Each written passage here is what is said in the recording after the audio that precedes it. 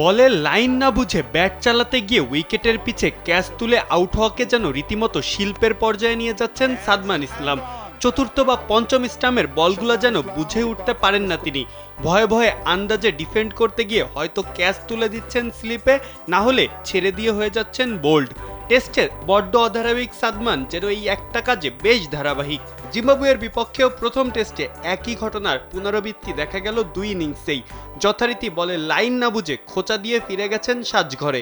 অবাক করার ব্যাপারটা হচ্ছে অনুশীলনের সময়ও নেটে একই সমস্যা ফেস করেছিলেন তিনি। কোচ সালাউদ্দিন রীতিমতো ছুটে গিয়ে তাকে দিয়েছিলেন পরামর্শও। তিনি কোচকে বোঝাতে চেয়েছিলেন হয়তো ফুটওয়ার্কের সমস্যা হচ্ছে। ঢাকা বলে যাদের নারায়ণগঞ্জ জয়দেবপুর পাঠিয়ে দেওয়া হয়েছিল তারা দলে দলে ফিরছে বিমানবন্দর সংলগ্ন আশিয়ান সিটিতে। No tension. তবে দেশসেরা কোচ সালাউদ্দিন তাকে বলেছিলেন কাঁধের উপরে জোর দিতে। নেটে সাফল্যও পেয়েছিলেন কিছুটা, তবে সেই দীক্ষা মূল ম্যাচে আর কাজে লাগাতে পারলেন কই। দুই ইনিংসেই ব্যর্থ হয়ে দলের উপরে চাপ বাড়িয়েছেন।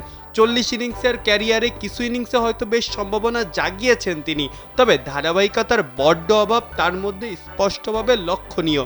মাত্র 24.61 গড়ে রান তুলেছেন তিনি টেস্টে। এখন অবধি পূর্ণ করতে পারেননি 1000 রানের মাইল ফলকটাও।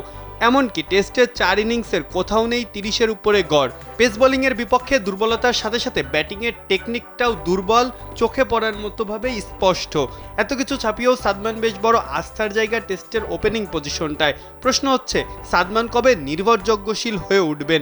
একজন ওপেনারের যে ধারাবাহিক পারফরমেন্স করে যাওয়াটা খুবই জরুরি। এই চাহিদা কি আদৌ পূরণ করতে পারবেন তিনি?